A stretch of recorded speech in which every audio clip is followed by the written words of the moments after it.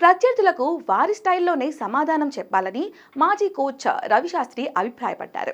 ఇటీవలే అడిలైడ్లో జరిగిన మ్యాచ్లో సిరాజ్ ట్రావిస్ హెడ్ మధ్య తలెత్తిన ఉద్రిక్తత పరిస్థితిపై రవిశాస్త్రి స్పందించారు. వారిద్దరూ ఈ వివాదాన్ని ఎలా డీల్ చేయాలో పరిపక్వత ఉన్న ఆటగాళ్లేనని అభిప్రాయపడ్డారు. ఆ వివాదం ఇప్పటికే చాలా వరకు అది సద్దుమణిగిందని పేర్కొన్నారు. ఒక సీమర్ వేసిన బంతిని ఎవరైనా సిక్స్ కొడితే సహజంగా ఆ బౌలర్ నుంచి దూకుడు ప్రవర్తన ఉంటుంది. సిరాజ్ కొంచెం సేపు భావోద్వేగాలపై నియంత్రణ కోల్పోయాడు. అది ఫాస్ట్ బౌలర్ టెంపర్మెంట్. నేను కోచ్గా ఉన్నప్పుడు ఆసీస్ సిరీస్లో నా ఆటగాళ్లకు ఎప్పుడూ ఒకటే చెప్పా, మీకు ఎలాంటి స్పందన వచ్చిందో మీరు అలానే ప్రతిస్పందించండి, అస్సలు వెనక్కి తగ్గద్దు అని సూచించాలని చెప్పుకొచ్చారు. అయితే హెడ్తో వివాదం జరిగిన వేళ చాలామంది సిరాజ్ను కొంచెం తగ్గాలని సూచించారు. కానీ రవిశాస్త్రి మాత్రం టీమిండియా ఒక్క అడుగు కూడా వెనక్కి వేయకూడదన్నారు.